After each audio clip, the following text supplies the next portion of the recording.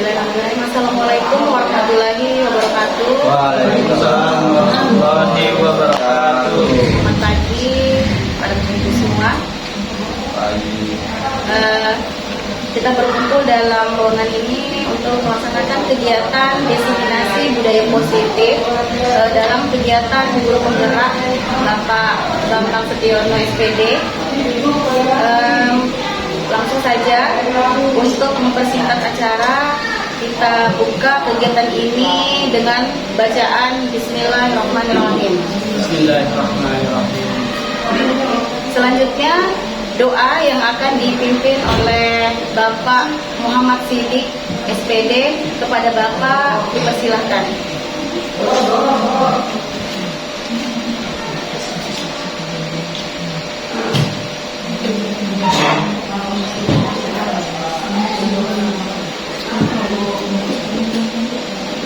Assalamualaikum warahmatullahi wabarakatuh. Waalaikumsalam warahmatullahi wabarakatuh. Selamat pagi. Ya baik. Sebelum kita mulai kegiatan pada pagi hari ini, marilah kita bersama-sama menundukkan hati, memohon ampunan seraya mengharap agar doa kita dikabulkan oleh Allah Subhanahu wa taala. Bismillahirrahmanirrahim. Alhamdulillahirabbil alamin. Hamdan wafi ni'amahu wa yukafi majidah. Ya Rabbana lakal hamdu kama yanbaghi li jalali wajhikal karim wa 'azimi sultanik. Allahumma shalli ala sayyidina Muhammad wa ala ali sayyidina Muhammad. Ya Allah, Ya Rahman, Ya Rahim. Saat ini kami berkumpul dalam rangka pembukaan aksi nyata budaya positif guru penggerak. Ya Allah, Ya Rahman, Ya Rahim, limpahkanlah kepada kami kekuatan, kesabaran, kemudahan, dan keikhlasan serta kecerdasan dan kearifan selama mengikuti kegiatan ini. Berilah kami ilmu yang bermanfaat, kefahaman yang luas, dan amalan yang Engkau terima selama kami mengikuti kegiatan ini. Dan berilah kami kemampuan untuk dapat melaksanakan di tempat tugas kami. Ya Allah, Ya Rahman, Ya Rahim, berikanlah kepada kami iman yang kokoh, akhlak yang mulia. Jadikan kami orang yang beriman dan bertakwa kepadamu, serta pandai bersyukur, mensyukuri segala nikmat-Mu. Rabbana la tu'akhidna in nasina aw akhtana. Rabbana wa la tahmil 'alaina isran kama hamaltahu 'alal ladzina min qablina. Rabbana wa la tuhammilna ma la taqata lana bih. Wa'fu 'anna waghfir lana warhamna anta maulana fansurna 'alal qaumil kafirin. Allahumma inni as'aluka 'ilman nafi'an wa rizqan thayyiban wa amalan mutaqabbalan. Allahumma arinal haqqa haqqan warzuqna ittiba'ah wa arinal batila batila warzuqna ijtinabah. Rabbana taqabbal minna innaka antas samiul 'alim wa tub 'alaina innaka antat tawwabur rahim. Rabbana atina fid dunya hasanah wa fil akhirati hasanah wa qina adzabannar. Subhana rabbika rabbil izzati amma yasifun wa salamun 'alal mursalin walhamdulillahi rabbil alamin. Assalamualaikum warahmatullahi wabarakatuh. Waalaikumsalam warahmatullahi wabarakatuh. Terima kasih kepada Bapak Muhammad Siddiq atas doanya. Semoga acara kita hari ini berjalan dengan lancar. Amin ya rabbal alamin. Selanjutnya sambutan kepala sekolah. Kepada Bapak kami persilakan. Assalamualaikum warahmatullahi wabarakatuh. Waalaikumsalam. Selamat pagi Bapak Ibu. Pertama-tama mari kita panjatkan puji syukur kita kepada Allah Subhanahu wa taala, Tuhan yang Maha Esa, karena pada pagi hari ini kita masih diberi kesehatan sehingga kita bisa berkumpul atau bertatap muka kembali di ruangan yang kita cintai ini. Bapak Ibu yang saya hormati, Pak Bambang, khusus yang saya hormati tentang kegiatan pada pagi hari ini, yaitu kegiatan diseminasi budaya positif yang nantinya akan disampaikan oleh Pak Bambang. Bapak Ibu yang saya hormati, pada kegiatan kali ini merupakan kegiatan yang wajib dijalankan untuk calon guru penggerak untuk mendiskriminasikan budaya positif yang ada di sekolah kita ini, dan harapannya nanti di kenyataannya atau di aplikatifnya nanti bisa kita jalankan bersama-sama budaya-budaya yang kiranya nanti akan membawa dampak yang luar biasa pada anak, khususnya peserta didik yang kita banggakan. Pada kegiatan kali ini mari kita sama-sama ikuti dengan baik, ikuti dengan sama, sehingga nantinya akan bisa kita jalankan bersama-sama. Nanti dari Pak Bambang akan menyampaikan beberapa budaya positif yang sekiranya itu bisa kita jalankan di sekolah kita. Ini tidak panjang lebar, kami bersambutan hanya mengharapkan dari Bapak Ibu untuk bisa mengikuti kegiatan ini dengan baik, supaya nanti akan disampaikan oleh Pak Bambang selaku calon guru penggeraknya yang nanti akan membantu Bapak Ibu untuk menjalankan sekolah kita menjadi sekolah yang hebat, sekolah yang berorientasi pada peserta didik. Mungkin itu dari saya, terima kasih atas waktunya Bapak Ibu dan meluangkan waktu untuk mengikuti kegiatan Pak Bambang untuk mendiskriminasikan budaya positif yang ada di sekolah. Kurang lebihnya saya mohon maaf dan saya akhiri. Assalamualaikum warahmatullahi wabarakatuh. Waalaikumsalam warahmatullahi wabarakatuh. Semangat Sarah. Semuanya para juara. Terima kasih. Acara selanjutnya kita masuk ke acara inti, yaitu kegiatan pemaparan kegiatan diseminasi budaya positif oleh Bapak Bambang Setiono selaku guru penggerak kepada Pak Bambang. Baik, terima kasih atas waktunya. Assalamualaikum warahmatullahi wabarakatuh. Waalaikumsalam warahmatullahi wabarakatuh. Pertama-tama mari kita panjatkan syukur kehadirat Allah Subhanahu wa taala yang mana pada pagi hari ini, ya, pagi yang cerah ini kita dapat berkumpul bermuajahah atau bertatap muka untuk mengikuti kegiatan diseminasi, ya, atau istilah lainnya adalah sosialisasi budaya positif yang sudah kami dapatkan dalam kegiatan program guru penggerak, di mana sekarang saya posisinya adalah sebagai calon guru penggerak angkatan 9.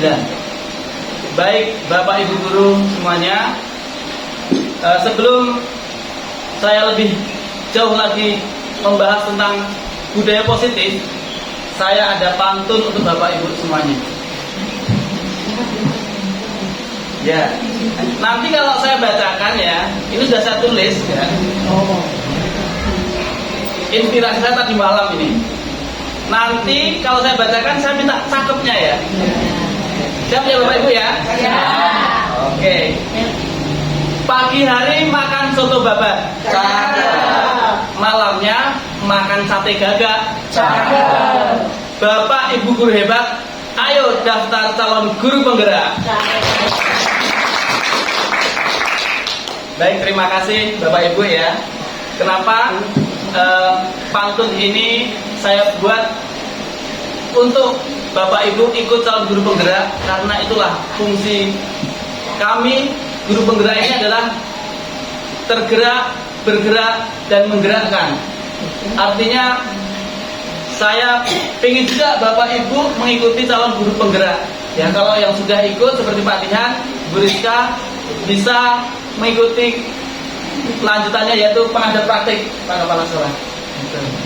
Jadi ayo kita SMA Negeri 1 Rantupulung, kita kembangkan diri kita, ya, kita kembangkan orang lain juga untuk sekolah kita agar lebih baik. Amin. Di sini saya akan menyampaikan Bapak Ibu tentang aksi nyata saya budaya positif. Dalam budaya positif ini ada 6 konsep yang akan saya sampaikan. Nah, ini hanya saya menyampaikan, harapannya Pak Kepala Sekolah dan Bapak Ibu guru semuanya, ini menjadi rekomendasi, ya, untuk dilaksanakan. Kenapa? Pergantian struktur pemerintahan itu mempengaruhi pergantian kurikulum. Nah, sistem pendidikan itu berubah polanya selalu berubah, paradigmanya selalu berubah. Jadi saya harapkan Bapak Ibu ya bisa mengembangkan diri melalui kegiatan-kegiatan, salah satunya adalah kegiatan calon guru penggerak. Nah, konsep utama yang pertama adalah perubahan paradigma belajar. Jadi saat ini paradigma pembelajaran juga berubah, yaitu Merdeka Belajar. Dengan adanya Bapak Mas Menteri ya, Nadiem Makarim, rancangan adalah Merdeka Belajar. Kemudian yang kedua adalah disiplin positif. Dari sini nanti kita akan Bapak Ibu mengetahui disiplin. Apakah seperti disiplin sama disiplin positif? Apakah sama seperti di konsep kita, ataukah akan sama dengan yang Bapak Ibu pahami sesuai dengan kemauan dari kurikulum yang sekarang? Kemudian selanjutnya yang ketiga adalah kebutuhan dasar manusia. Yang keempat, motivasi perilaku manusia. Yang kelima adalah posisi kontrol restitusi. Ini penting sekali. Kaitannya juga dengan ini Pak, paradigma baru yang tentang hukuman. Ini baru nantinya, makanya harusnya ya siswaan, kurikulum itu hadir semuanya, BK. Ini penting sekali karena ini paradigma baru yang harus kita terapkan. Yang keenam adalah keyakinan kelas. Yang terakhir adalah segitiga restitusi. Baik Bapak Ibu, kita lanjutkan ya. Perubahan paradigma belajar. Sekarang kita mengacu atau menggunakan filosofi pemikiran-pemikiran tentang pendidikan yang telah dirumuskan oleh Ki Hajar Dewantara. Kalau sebelumnya untuk kegiatan pembelajaran itu kita banyak menggunakan teori-teori dari luar negeri ya, konstruktivism, yang terus kemudian behaviorism dan lain sebagainya. Teori-teori itu yang kita pakai. Nah sekarang dalam pelaksanaan pembelajaran kita menggunakan filosofi pembelajaran Ki Hajar Dewantara. Ki Hajar Dewantara sebagai pahlawan pendidikan nasional. Nah, apa yang berubah dari Ki Hajar Dewantara? Salah satunya adalah bahwasanya kita sebagai pendidik ini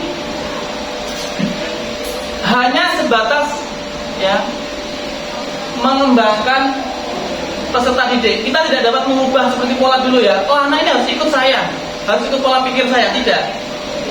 Sekarang anak itu dianggap hanya sebagai sebuah benih.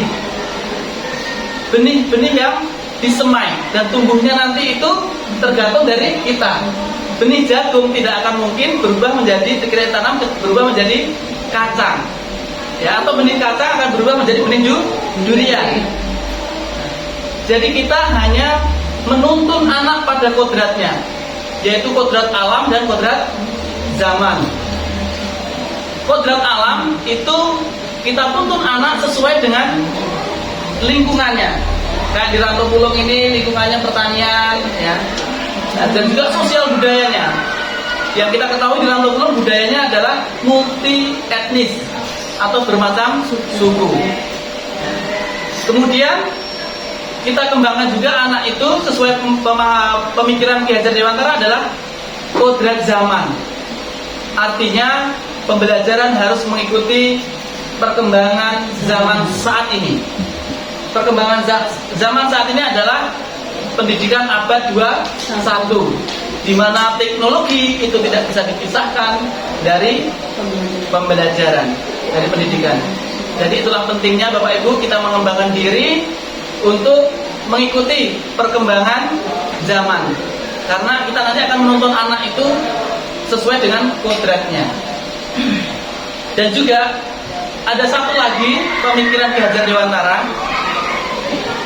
Sekarang kita diarahkan untuk menghamba pada murid. Menghamba pada murid adalah segala kegiatan pembelajaran kita itu berorientasi pada kebutuhan murid, harus berpihak dengan murid. Itu artinya menghamba pada murid, bukan berarti kita seperti yang mau diperbudak atau enggak, tetapi kita melayani anak didik kita itu sesuai dengan kebutuhannya, ya. Baik, kita lanjutkan Bapak Ibu, ya. Ada pertanyaan pemantik. Silakan dijawab, setuju atau tidak setuju. Yang pertama, hukuman dapat mendisiplinkan anak. Setuju tidak? Tidak. Tidak ya? Oke, saya simpan. Yang kedua, pemberian hukuman dengan hal positif seperti membaca atau membersihkan halaman sekolah dapat meningkatkan disiplin anak. Ya, setuju. Bisa ya? Bisa. Oke, kita simpan. Nanti akan ketemu ya, titiknya itu di mana. Yang ketiga, memberi penghargaan dapat meningkatkan motivasi belajar anak. Setuju. Setuju ya? Ya.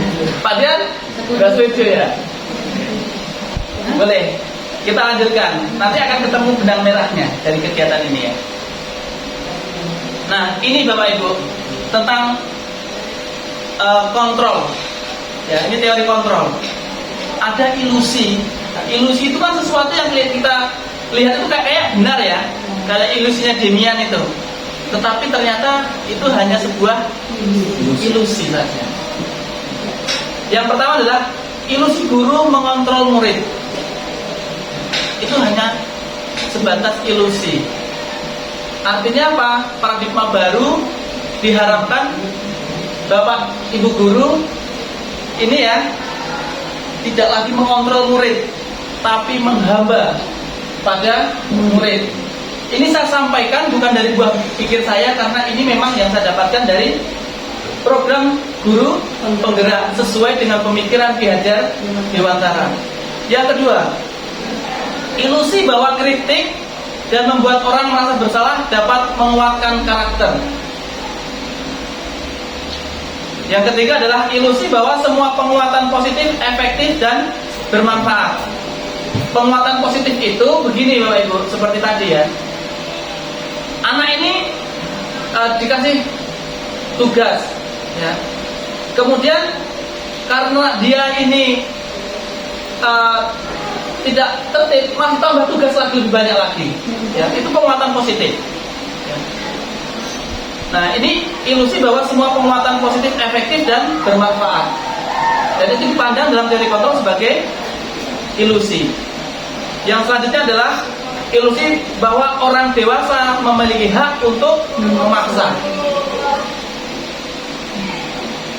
Baik, kita lanjutkan. Nah, perubahan tadi ya, perubahan paradigma belajar ya, yang sekarang itu mengubah dari stimulus respon menjadi teori kontrol. Jadi nanti kaitannya dengan kontrol diri siswa dan guru. Utamanya kontrol diri siswa untuk membangkitkan motivasi intrinsik self awareness pada diri anak. Nah, kalau dulu kita pakai stimulus respon nih, ya kan? Dimana ya? Yang pertama kita mencoba mengubah orang agar berpandangan sama dengan kita. Ini maunya seperti itu. Tetapi sekarang adalah kita berusaha memahami pandangan orang lain tentang dunia. Yang berikutnya, perilaku buruk dilihat sebagai suatu kesalahan. Nah, tetapi sekarang semua perilaku memiliki tujuan. Jadi kita harus melakukan penyelidikan dulu, investigasi terhadap permasalahan. Yang selanjutnya adalah orang lain bisa mengontrol saya. Sekarang hanya Anda yang bisa mengontrol diri Anda, atau hanya saya yang bisa mengontrol diri saya. Murid pun nanti juga akan seperti itu. Yang selanjutnya adalah saya bisa mengontrol orang lain. Kenyataannya nanti sekarang Anda tidak bisa mengontrol orang lain. Selanjutnya adalah pemaksaan ada pada saat bujukan gagal. Ketika dibujuk, rayu itu gagal, dipaksa. Anak-anak biasanya seperti itu kan, ayo belajar. Lama-lama nggak dihalusin, ngasarin, dia dipaksa. Nah, itu tidak boleh lagi. Yang selanjutnya adalah kolaborasi dan konsensus menciptakan pilihan-pilihan baru. Nah, kemudian yang terakhir adalah belum yang terakhir nih, model berpikir menang atau kalah. Ini tentang tujuan pembelajaran. Tetapi sekarang adalah win-win solution atau model berpikir menang dan menang. Nah, Bapak Ibu, kita masuk ke dalam materi disiplin positif. Nah, biar kita nggak tegang, bisa explique nggak? Oke, saya explique dulu. Ada yang mau memimpin explique? Mungkin Pak Dian punya explique? Benar? Anda kunjungi ke kelas Benar? Iya Pak. Ada? Pak sudah sebelum Oke.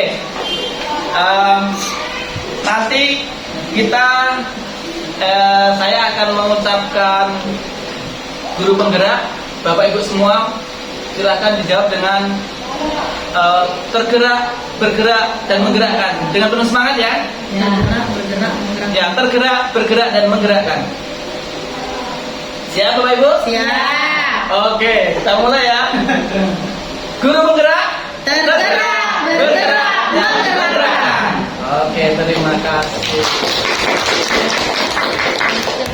Saya harap Bapak Ibu, ya Bu Ita, Bu Baik, Pak Sidik yang ada di sini, Bu Sri, Bu Nur, Bu Rina, Bu Sisko, ya, Tergerak hatinya untuk ya, mengikuti guru penggerak. Bu Desti, untuk tergerak mengikuti guru Penggerak. Ya, kita saling nanti ini bukan urusannya apa ya, tapi agar kita mampu mendapatkan pengetahuan baru yang dicanangkan oleh pemerintah melalui Kementerian Pendidikan dan Kebudayaan. Oke, disiplin positif Bapak Ibu. Apa ada yang tahu apa sih sebenarnya disiplin itu yang Bapak Ibu ketahui sekarang? Disiplin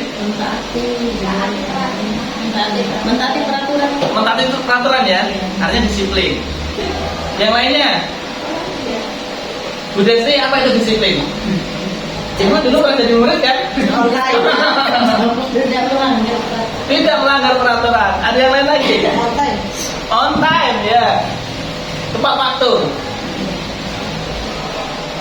Ada yang lain lagi? Itu aja Pak. Nah, berapa? Bertanggung jawab? Ya. Oke, bisa. Nah, di sini Bapak Ibu ya, kita akan mengulas tentang disiplin positif. Mana disiplin ini menurut Ki Hajar Dewantara. Bahwasanya disiplin itu ya, tidak seperti apa yang kita pikirkan ya. Menghendaki orang untuk melakukan kepatuhan terhadap apa yang telah kita buat ya. Institusi buat ya. Jadi tidak untuk mengarahkan itu, tetapi apa? Disiplin positif ini adalah ya, artinya merupakan sebuah pengejawantahan. Pengejawantahan itu adalah perwujudan dari nilai-nilai kebijakan universal. Dalam pendidikan sekarang ini adalah nilai profil pelajar Pancasila. Ya. Jadi nanti ya, kedisiplinan itu kalau menurut kita kan orang harus ikut apa yang telah kita ya, artinya ini peraturannya, dia mengikuti ya, kita kalau enggak kita paksa. Nah, kemudian itu ketika dia menuruti itu menjadi disiplin. Tetapi disiplin pada hakikatnya adalah ini tentang teori kontrol tadi. Jadi kemauan dalam diri seseorang itu untuk melakukan nilai-nilai kebajikan universal. Itu namanya disiplin. Tanpa harus sebenarnya ada tekanan dari siapapun, karena berkaitan dengan teori kontrol yang tadi.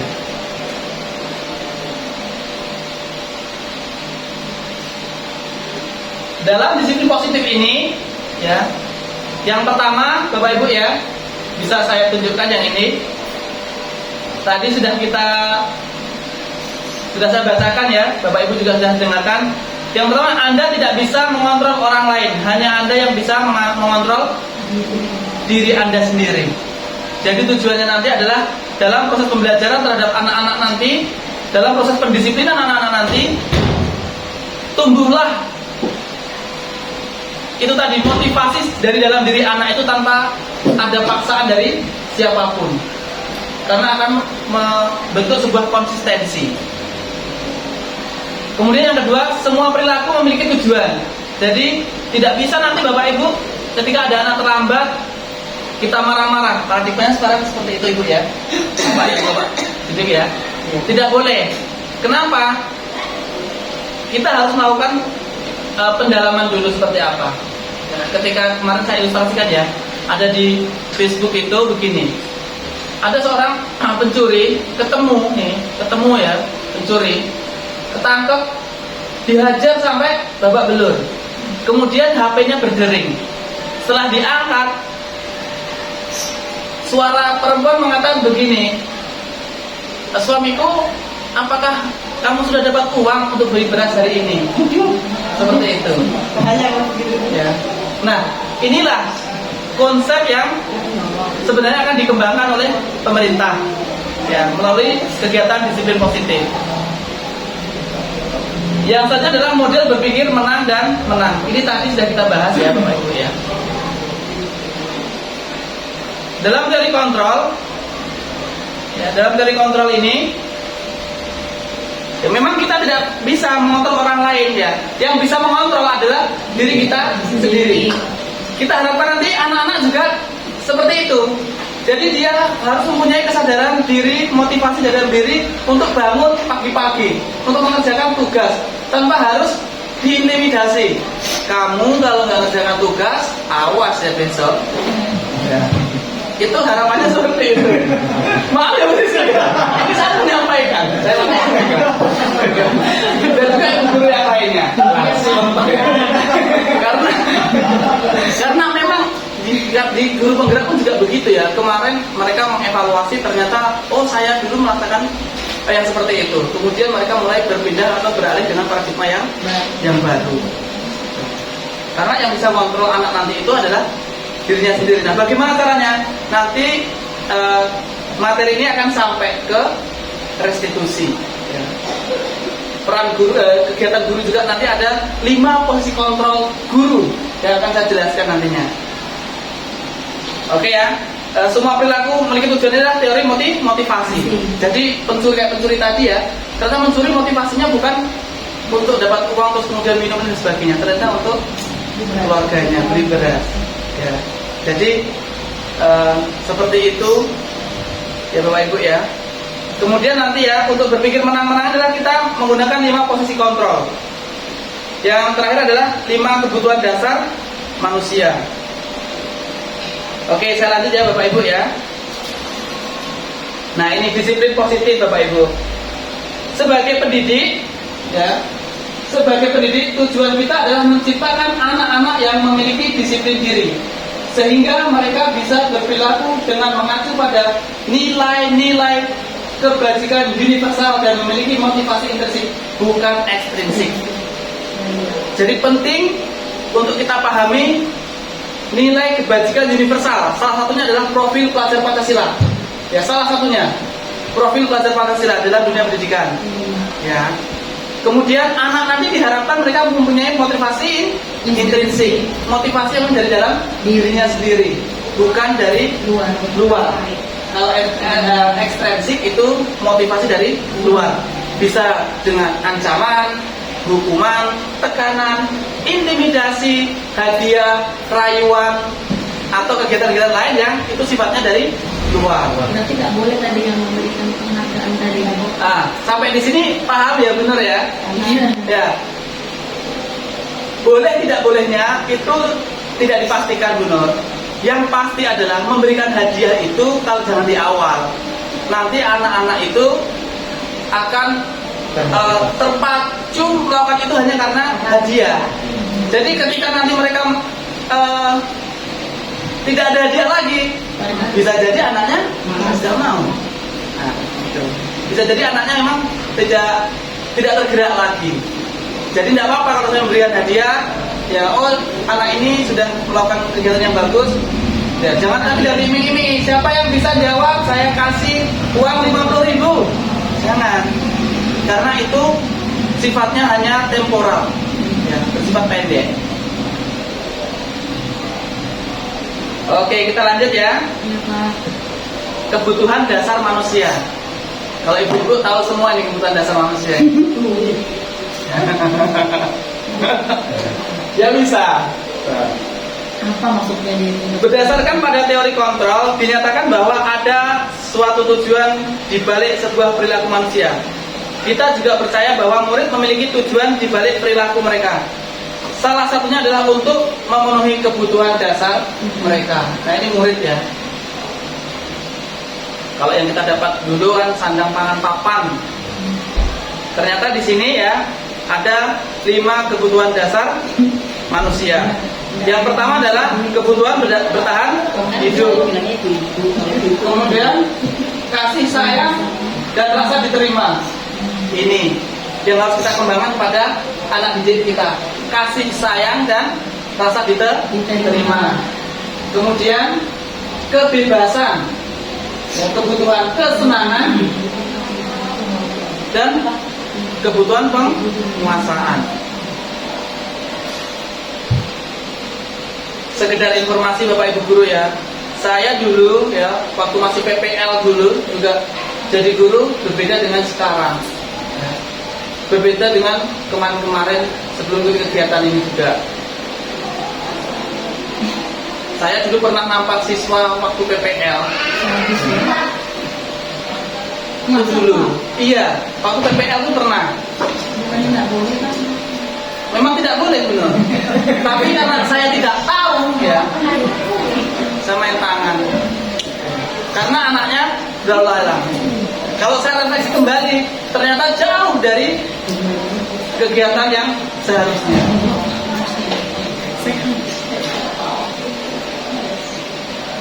Nah, ini Bapak Ibu ya, motivasi perilaku manusia.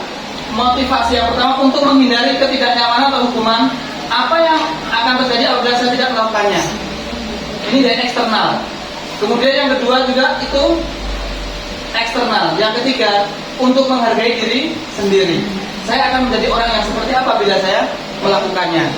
Jadi ini nanti yang akan kita tekankan ke anak-anak kita.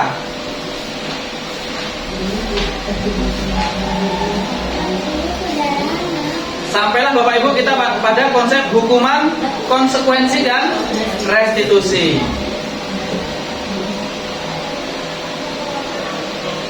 Bapak Ibu setuju tidak kalau setelah kita diterapkan hukuman bagi anak yang melanggar? Setuju tidak? Karena saya juga kemarin-kemarin sering ya anak terlambat ya pasti saya hukum. Ya. Setuju ya? Nah, di sini Bapak Ibu ada perbedaan hukuman dan konsekuensi. Karena kita polanya ini sekarang ya mengacu pada pembelajaran yang berpusat pada murid, berpihak pada kebutuhan murid, ya kita fokusannya pada murid. Yang pertama tentang hukuman. Sesuatu yang menyakitkan harus terjadi. Jadi kalau ada anak terlambat disuruh ngambil sampah, atau disuruh push up, atau disuruh lari lapangan. Ya. Kebanyakan kan dulu seperti itu, zaman-zaman kita ya, atau zaman-zaman kemarin lah. Kemudian yang kedua, membuat anak sakit, fisik maupun hati. Jadi secara lahir dan batin. Tujuan pembelajaran Ki Hajar Dewantara itu adalah untuk mendapatkan kebahagiaan yang setinggi tingginya, baik secara lahir maupun batin. Jadi nanti Bapak Ibu dalam proses kegiatannya di sekolah atau di kelas, harapannya tidak menerapkan lagi sebuah hukuman. Tidak ada yang namanya hukuman, tetapi konsekuensi. Apa bedanya hukuman dengan konsekuensi? Mungkin Bapak Ibu ada yang sudah tahu ya. Kalau Pak Dian pasti sudah tahu karena sudah lulus tahun penggerak. Ini hukuman dengan konsekuensi. Ya. Perjanjian. Perjanjian ya, arahnya ke situ. Ya. Hampir ini. Kan apa yang harus diterima? Ya, konsekuensi sama konsekuensi ya. Yang melakukan ini nanti akibatnya. Begitu ya. Ada kaitannya juga sebab akibat. Ya. Jadi ini kaitannya dengan peraturan dengan ini kesepakatan. Kaitannya dengan itu. Kalau peraturan itu produknya adalah hukuman. Jadi peraturan itu kan hasilnya adalah hukuman. Contoh sekolah begini.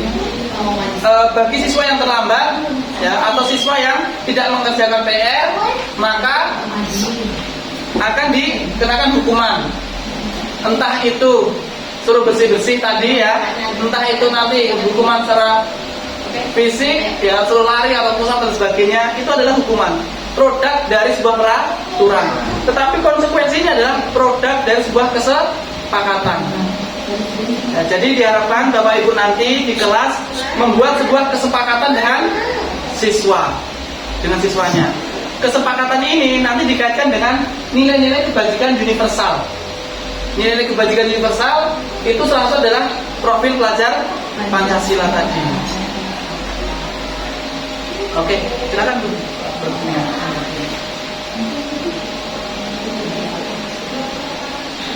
Contoh ya, untuk konsekuensi ya, contoh begini. Ada anak yang mencuri uang di kelas ya. Kemudian setelah diumumkan ternyata ketahuan, atau mungkin dia secara personal mengutarakan bahwa dia adalah yang mengambil.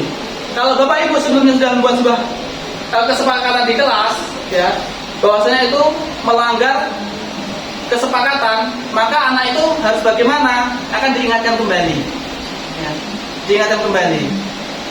Tentunya bukan dengan sebuah hukuman. Oh, kamu nyuri, skorsing kamu 4 hari nggak masuk sekolah. Jangan seperti itu Bapak Ibu ya. Jadi dengan dilakukan apa tadi kesepakatan itu ya, cukup dengan mengganti uang yang dia ambil. Entah itu minta ke orang tuanya, entah itu dia harus kerja part time, entah anak itu menampung dari uang hasil dari uang jajannya itu disisihkan, kemudian nanti diangsur, kemudian untuk dibayarkan.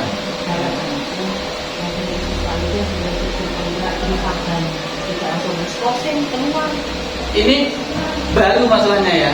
Ini baru, jadi Bapak Ibu nanti silahkan mulai, karena ini wajib, ini saya harus menyampaikan, mulai membuat kesepakatan kelas. Harapannya setelah kesepakatan kelas juga sekolah membuat kesepakatan sekolah di awal tahun pelajaran. Ya. Prosesnya itu begini Bu, Bapak Ibu ya. Proses dalam pembuatan kesepakatan itu entah kelas sekolah, prosesnya adalah berkumpul bagi yang berkepentingan. Di kelas itu murid dengan guru, boleh juga dengan wakanya atau kepala sekolahnya, boleh ya, disaksikan itu boleh. Kemudian kalau sekolah juga yang berkepentingan ya, pihak sekolah, siswa atau murid, kemudian orang tua dan juga komite dilibatkan, itu boleh. Nah kemudian kalau peraturan itu dari kita, biasanya kita buat peraturan, yuk kita sosialisasikan. Tetapi kalau dalam kegiatan ini ya, kesepakatan sekolah itu adalah begini, dari mereka sendiri nanti berpendapat. Oh, kalau saya terlambat Pak ya, karena rumah saya jauh ya, itu saya nanti begini ya, itu nanti dicatat, diinventaris dari semuanya itu. Gimana terus nanti kalau saya Pak, nanti kalau saya melanggar nilai kebajikan ya, seperti sambil minuman keras.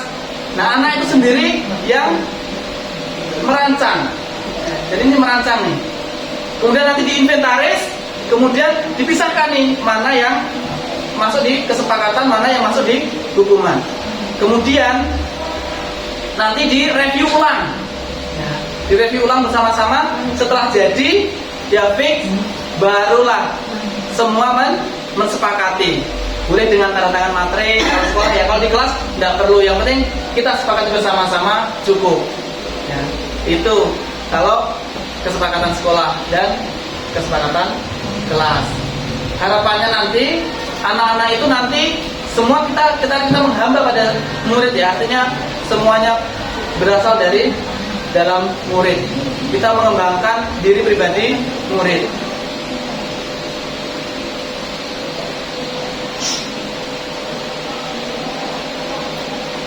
Ini tadi berkaitan dengan tadi yang hukuman tadi yang dapat mendisiplinkan anak sudah dijawab dari Bunda tadi ya.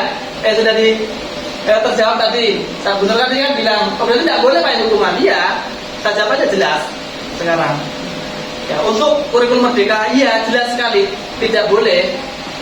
Yang kedua, ya, sekolahnya tidak boleh. Tidak boleh Bu. Nanti yang harus diterapkan di ini. Salah satunya itu, ya. Karena sistem bentuk hukuman itu nggak boleh Bu. Karena anak itu harus merdeka secara lahir dan batin. Tidak boleh lahirnya itu tersakiti dengan fisik, batinnya tidak boleh tertekan secara mental maupun mentalnya itu. Tidak boleh dengan verbal orang kemudian mentalnya kena, itu tidak boleh. Anak harus merdeka secara lahir dan batin. Hukuman fisik kan menyakiti lahirnya ya, fisiknya, badannya. Ya, itu tidak boleh. Kemudian juga kita tidak boleh anak juga harus merdeka secara batin. Ke sekolah juga harus dengan rasa yang riang, senang, penuh semangat, dengan motivasi dalam diri yang tinggi. Yang kedua tadi adalah penghargaan. Nah ini penghargaan Bapak Ibu, soal nomor 2 tadi, ya. Penghargaan berlaku sama dengan hukuman. Dalam arti meminta atau membujuk seseorang melakukan sesuatu untuk memenuhi suatu tujuan. Jadi penghargaannya hampir sama dengan hukuman, cuma memang berbeda. Ya. Ini ada nilai positifnya, tetapi juga tidak boleh terus menerus. Kenapa? Kalau dilakukan terus menerus, anak akan kecanduan. Anak hanya akan bergerak, anak hanya akan mau mentaati apa yang kita. Anak hanya mau melakukan itu karena sebuah iming-iming. Nanti kalau udah diimingin lagi, ya tidak mau lagi. Nah, seperti itu. Jadi penghargaan silakan, kalau ibu mau ngasih hadiah, ya tidak apa-apa. Ya, ini masih ada positifnya. Tetapi jangan sebagai pemicu. Ya kalau anak lah sudah, oh anakku kamu sudah lomba, oh ya nih saya kasih kamu uang itu tepat. Ya. Jadi kalau di awal, Anton, kamu kalau dapat nilai 100 di pelajaran ibu, nanti saya kasih durian montong 1. Itu nanti kalau tidak ada penghargaan lagi, Anton tidak mau. Harus ada durian montong terus. Harus ada durian montong terus. Ibunya nanti gurunya, Pak gurunya yang bangkrut ya. Jadi harapannya adalah motivasi dalam diri anak, motivasi intrinsik. Jadi itu ya Bapak Ibu ya, hukuman, penghargaan. Ya hukuman tidak boleh, penghargaan juga harus tepat dalam memberikannya. Nah, dihukum oleh penghargaan. Bisa dibaca ya Bapak Ibu ya. Pengaruh jangka pendek dan jangka panjang. Penghargaan itu menghukum, menghukum mereka. Ini ekstrinsik ya, dari luar. Jadi tidak dari dalam anak itu, karena motivasinya itu dikasih penghargaan, atau karena mau dihukum anak itu melakukan. Nah nanti kalau sudah tidak ada penghargaan, ya sudah tidak ada hukuman, sampai rumah merasa bebas, wah nggak ada lagi aku ngerjain PR, nggak lihat juga. Nah akhirnya dia tidak akan mengerjakan PR itu. Kemudian penghargaan tidak efektif. Penghargaan merusak hubungan. Kenapa? Nanti satu pasti cemburu nih. Si Anton ya dapat penghargaan terus. Ya udahlah biar dia aja saya yang jawab. Nah seperti itu nantinya. Dewi ya kan ya. Kayak saya tuh juga seperti itu. Wah dia terus yang dapat ini. Biar aja dia. Saya nggak usah ikut aja. Nah akhirnya akan seperti itu. Jadi penghargaan itu tidak selalu positif ternyata Bapak Ibu. Nah yang selanjutnya adalah penghargaan menurunkan kualitas. Yaitu tadi anaknya harusnya bisa kompetitif, ya. Karena melihat satunya jawab down dia atau mungkin jealous. Sudahlah, diam aja. Yang selanjutnya adalah penghargaan mematikan kreativitas. Hanya terpicu karena satu hal itu penghargaan itu. Anak mati kreativitasnya. Yang kedua penghargaan mengurangi motivasi intrinsik.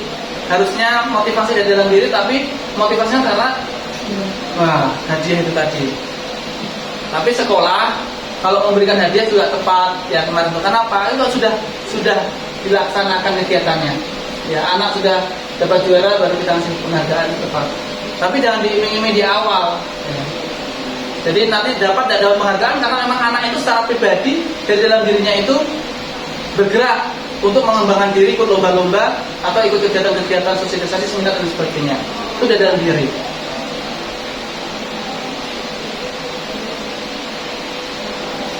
Ini masih berkaitan dengan apresiasi ya, pengakuan perlu diingat beberapa hal. Ini saya lewati saja.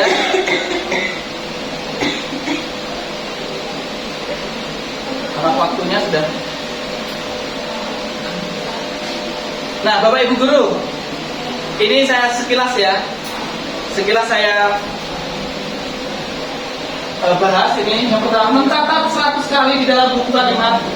Saya tidak akan terlambat lagi karena terlambat ke sekolah ya. Jadi anak itu suruh mencatat 100. Ini termasuk hukuman atau konsekuensi ini? Mencatat 100 kali dalam buku di buku kalimat. Saya tidak akan terlambat lagi. Ini hukuman ya. Nah, bentuknya fisik ini. Suruh nulis. Ini hukuman. Kemudian lari mengelilingi lapangan basket 2 kali karena terlambat hadir di sekolah. Hukuman. Ini tidak boleh lagi diterapkan ya Bapak Ibu ya, hukuman. Kemudian murid diminta untuk push up 15 kali karena tidak menggunakan masker ke sekolah. Hukuman ini Bu. Jadi apa yang dulu Bapak Ibu guru pernah lakukan, Bapak Ibu gurunya Ibu guru, Bapak Ibu guru kita dimaafkan ya. Kenapa? Mereka dulu pernah melempar penghapus, ya kan? Ada yang mukulin apa kan? Penggaris, itu tolong dimaafkan. Kita ingat ilmunya, ya. Kita sekarang menjadi guru diharapkan tidak melakukan hal itu lagi, karena itu akan mencederai kebahagiaan lahir dan batin seorang murid. Yang asalnya adalah menggantikan kertas tugas teman yang telah dicoret-coret. Ya, ini konsekuensi. Jadi Bapak Ibu paham ya bedanya hukuman dengan konsekuensi ya. Oke, saya lanjut Bu. Ini tadi sudah benar ya apa yang Ibu jawab tadi. Kemudian ini restitusi. Ya, apa itu restitusi? Restitusi adalah proses menciptakan kondisi bagi murid untuk memperbaiki kesalahan mereka. Jadi untuk memperbaiki kesalahan mereka, kita sekarang diarahkan untuk menggunakan pola restitusi. Restitusi itu bisa menggunakan peran kontrol guru. Yang kedua dengan pola segitiga restitusi. Sehingga mereka bisa kembali kepada kelompok mereka dengan karakter yang lebih kuat. Jadi yang restitusi ini adalah proses menciptakan kondisi bagi murid untuk memperbaiki kesalahan. Untuk memperbaiki kesalahannya, anak terlambat, anak tidak mengerjakan PR, ya, anak berkelahi, minuman keras. Kita perlu ingat, tindakan-tindakan ini tidak dilihat sebagai sebuah kesalahan, ya. Tetapi semua tindakan itu memiliki tujuan. Nanti polanya dengan restitusi. 9. Ciri restitusi, bukan untuk menebus kesalahan, namun untuk belajar dari kesalahan. Nah ini bukan untuk menebus kesalahan ya. Yang kedua memperbaiki hubungan. Yang ketiga tawaran bukan paksaan. Restitusi menuntut untuk melihat ke dalam diri. Intinya dari restitusi adalah kita menyelesaikan masalah siswa ya. Dengan polanya, yang pertama adalah dengan 5 posisi kontrol guru. Posisi kontrol ini ya menurut Gianni Gosen dalam bukunya Restitution Reconstructing School Discipline mengemukakan bahwa guru perlu meninjau kembali penerapan disiplin. Nah hari ini harusnya kita ya semua guru berkumpul untuk meninjau kembali pola penerapan disiplin di sekolah kita itu seperti apa ya. Kemudian kalau memang sudah sesuai dengan pemikiran Ki Hajar Dewantara, bisa itu dilanjutkan dan dikembangkan. Apabila tidak sesuai, mungkin bisa disesuaikan. 5 posisi kontrol guru itu, yang pertama adalah guru sebagai penghukum. Guru sebagai penghukum ini biasanya apabila ada anak berbuat salah ya, contoh nih, kayak saya dulu ya, ada anak ini terlambat hari ini. Kenapa kamu terlambat? Kata anak gitu. Nah, lama-lama ternyata nggak sabar juga.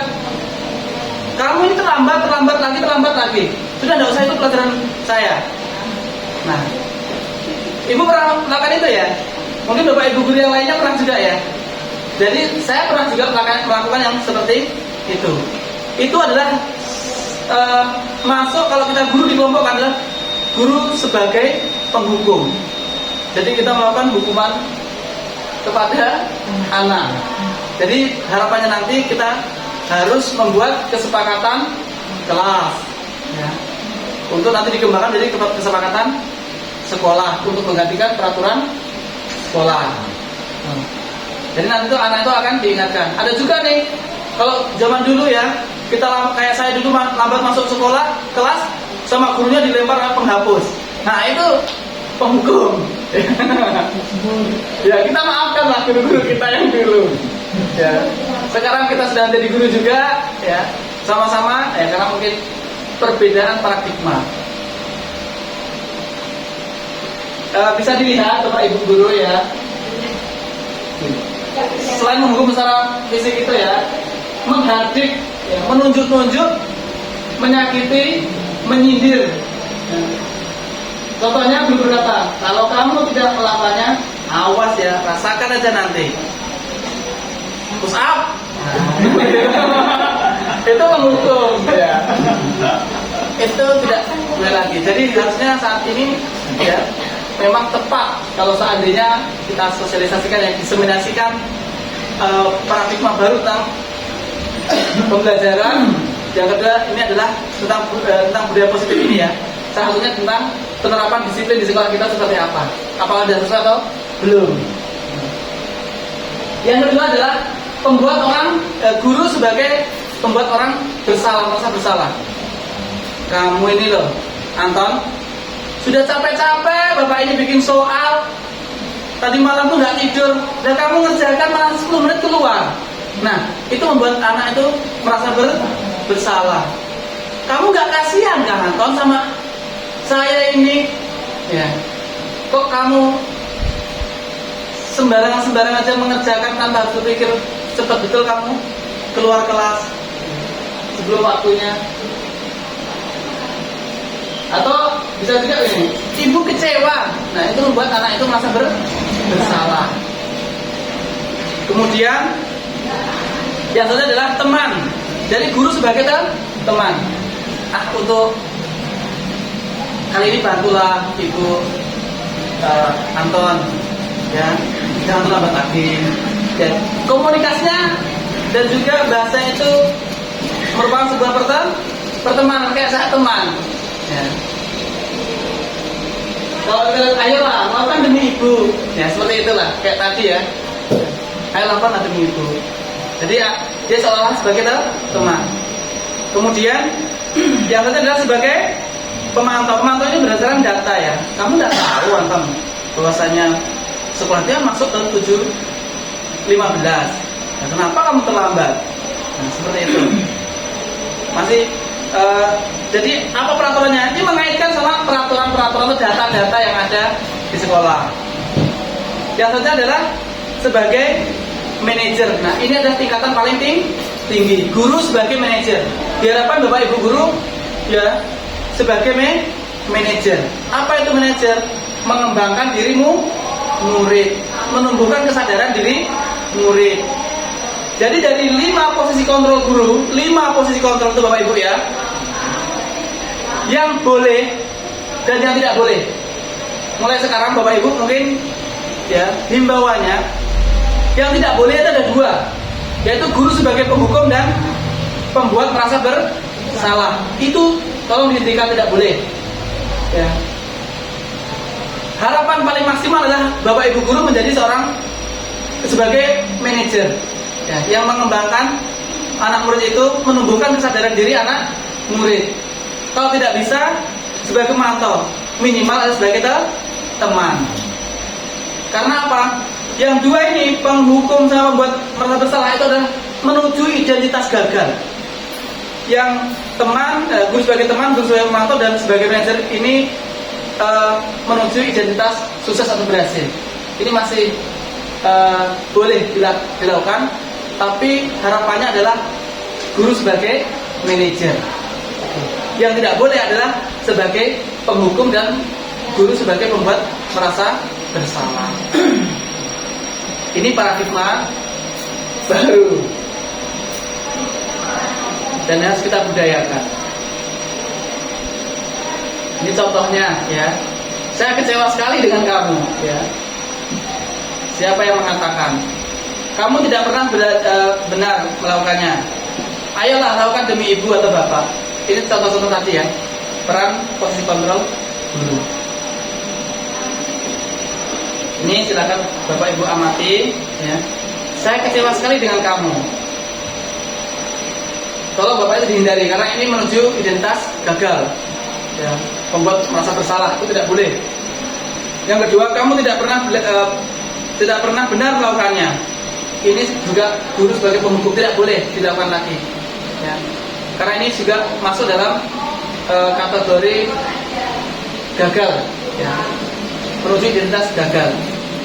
Ayolah lakukan demi ibu. Ini masih dikit-dikit ditolerir lah, ya. Tetapi harapannya Bapak Ibu guru setelah diseminasinya atau kegiatan sosialisasi tentang budaya positif di sekolah kita, itu kita terapkan guru sebagai manajer. Kalau tidak bisa, guru sebagai pemantau, atau minimal guru sebagai teman.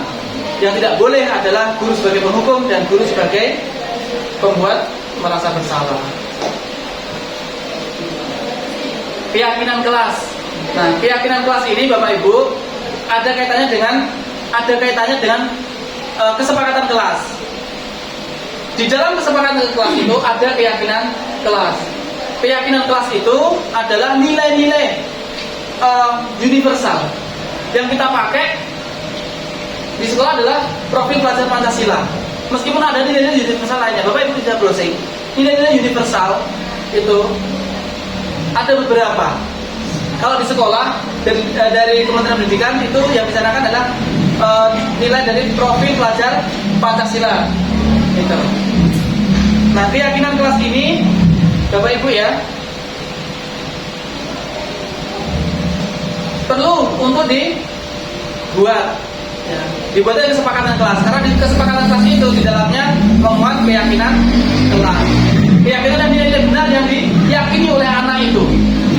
Ya, contoh anak nyontek, nah, terus kemudian nanti kita restitusi, ya kita panggil, kita restitusi anak itu, kemudian endingnya nanti adalah anak itu menyadari bahwasanya anak itu melanggar keyakinan kelas yang telah dia yakini bersama-sama dalam kelas berupa nilai kejujuran, seperti itu. Dan nilai kejujuran itu adalah keyakinan kelas yang diyakini sebagai nilai-nilai yang benar yang harus dipatuhi. Mengapa tidak peraturan saja? Mengapa harus keyakinan kelas? Kira-kira gimana, Bapak Ibu guru? Kenapa kok tidak peraturan saja? Kalau peraturan tadi kan kita yang bikin ya Bapak Ibu ya. Kalau keyakinan kelas ini kita bersama-sama. Kita sama-sama, ya, antara guru dengan murid atau pihak lain yang sekiranya itu berkaitan untuk merancang kesepakatan kelas atau keyakinan kelas ini. Kalau peraturan itu dari kita, Bapak Ibu. Kalau peraturan sekolah itu dari sekolah. Dari pihak sekolah punya peraturan, ukuran rambut, model baju, ya, terlambatan, melakukan kekerasan, minuman itu baru disosialisasikan. Tetapi kalau kesepakatan sekolah itu tidak, ya, jadi kita sepakati secara bersama-sama dengan mengacu pada nilai-nilai kebajikan universal berupa profil pelajar Pancasila, salah satunya dalam pendidikan. Oke. Ini prosedur pembuatan keyakinan sekolah atau keyakinan kelas. Jadi keyakinan sekolah itu bisa ditingkatkan untuk dari keyakinan sekolah. Jadi rekomendasi CGP kepada sekolah adalah membentuk keyakinan sekolah atau kesepakatan sekolah. Karena dalam kesepakatan itu ada nilai-nilai keyakinan yang kita anggap itu sebagai sebuah keyakinan yang benar dan mutlak untuk ditaati. Yang pertama adalah mempersilahkan warga sekolah atau murid di sekolah atau di kelas untuk bercurah pendapat tentang peraturan yang perlu disepakati. Jadi kalau sekolah ya yang berkepentingan, guru, ya, siswaan, kurikulum, ya, kepala sekolah, siswa, orang tua, kalau perlu juga komite untuk sebagai penguat ya, itu bercurah pendapat. Nanti kemudian mencatat semua masukan para murid. Nah ini nanti masukan itu dicatat.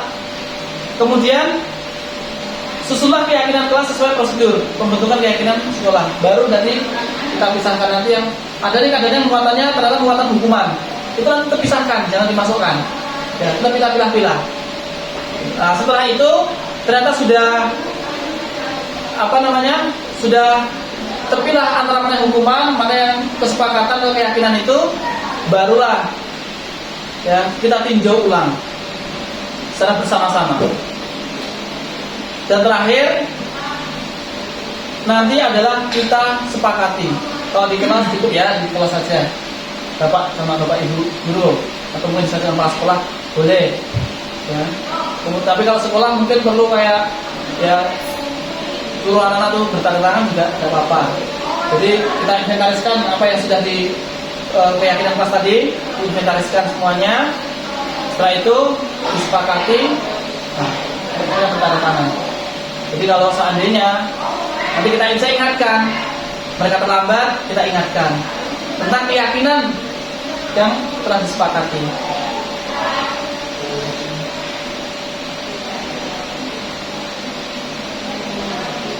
Oke ya Bu ya. Ini contoh peraturan sama keyakinan kelas ya. Selalu kembalikan buku ke tempatnya. Ini keyakinannya adalah sebuah tanggung jawab. Jadi nilai-nilai itu sebenarnya banyak Bapak Ibu ya, tidak hanya 5 yang ada di profil pelajar-pelajar itu enggak. Ya. Banyak tanggung jawab, kejujuran. Kalau kita searching itu ya kreatif, gotong royong, mandiri, itu ada banyak sekali. Nah ini yang terakhir Bapak Ibu. Terakhir adalah segitiga restitusi. Restitusi itu adalah cara ya guru menyelesaikan masalah siswa.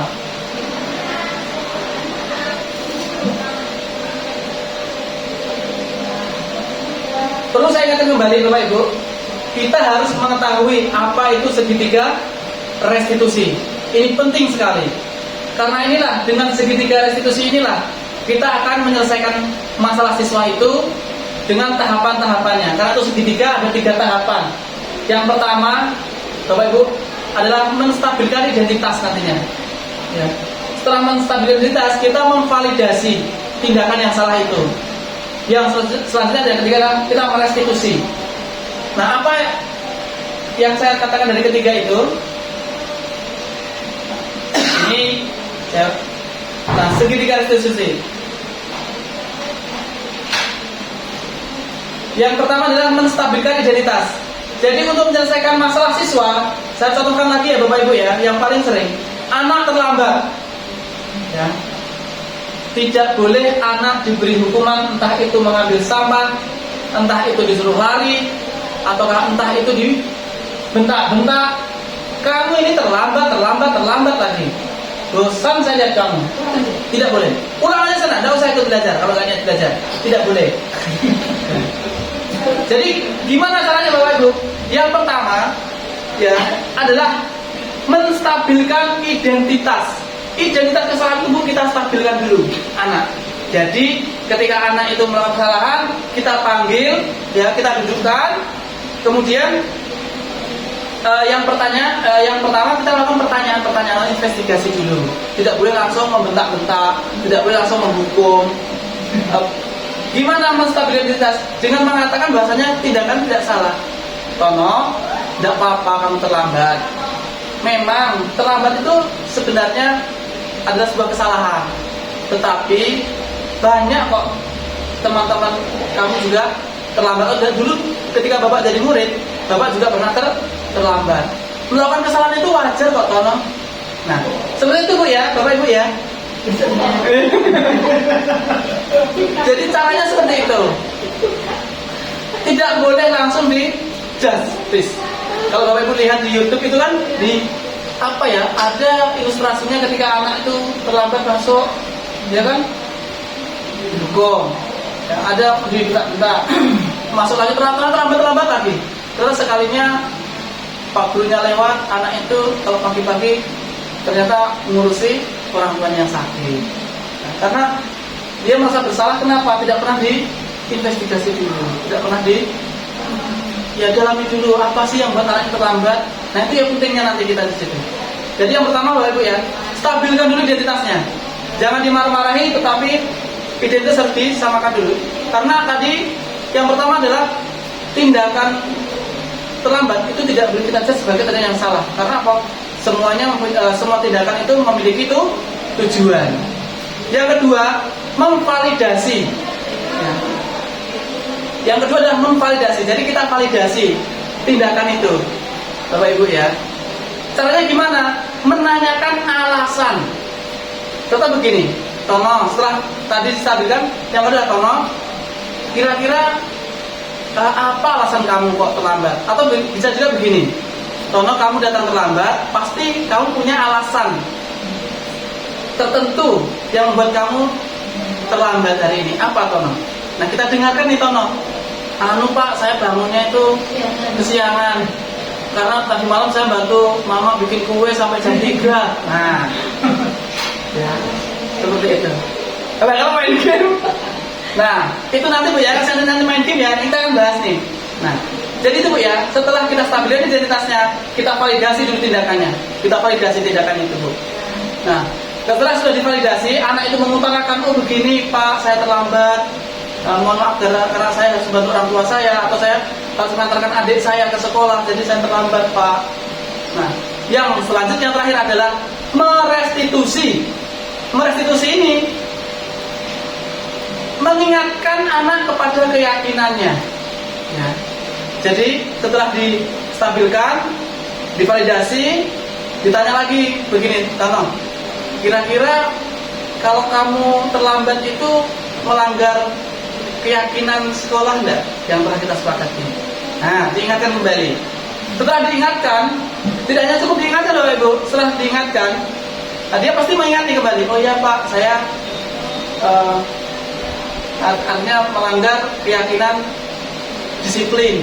Hari ini saya tidak disiplin. Terus gimana nih Tono solusinya? Jadi anak itu kita tawarkan solusinya. Anak sendiri yang mencari solusi, bukan kita yang bentar-bentar atau pokoknya saya nggak mau tahu besok kamu tidak boleh datang terlambat lagi push up atau pulang kalau saya ikut sekolah kalau nggak sekolah. Nah, tidak seperti itu ya. Jadi caranya seperti itu. Nah, setelah diingatkan, kemudian anak itu mencari solusi, ditekankan lagi. Bagaimana cara kamu meyakinkan biar kamu nanti tidak terulang lagi? Yang terakhir adalah, yang paling penting adalah Tono, seandainya kamu tidak terlambat lagi atau tidak melanggar keyakinan sekolah yang telah kita sepakati, kira-kira kamu akan menjadi pribadi yang seperti apa? Jadi anak itu kita timbulkan motivasi intrinsik, ya Bapak Ibu ya. Jadi seperti itu polanya ya. Restitusi adalah untuk pemecahan masalah, mencari solusi permasalahan siswa.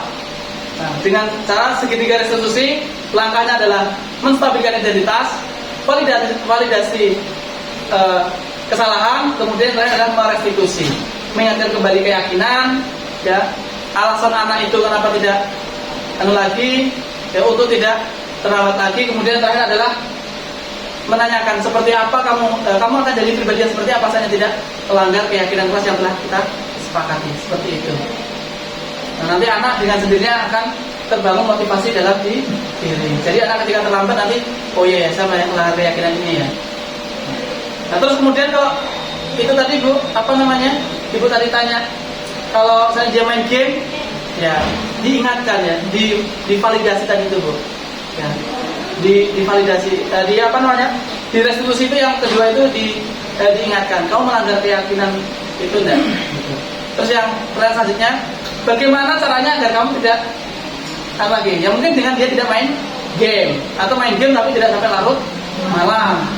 Nah, mungkin itu Bapak Ibu ya tentang budaya positif. Ya. Ini contoh-contohnya sudah saya berikan secara verbal tadi ya. Mungkin sedikit saya ulangi ya tentang perubahan paradigma pendidikan itu yang diajar Dewantara tadi. Terus kemudian ada disiplin positif, peran kontrol guru, yang ada 5 tadi, mana yang boleh mana yang tidak, dan terakhir adalah restitusi. Mungkin cukup itu apa yang bisa saya sampaikan, semoga bermanfaat dan bisa diimplementasikan di sekolah kita. Terima kasih. Assalamualaikum warahmatullahi wabarakatuh.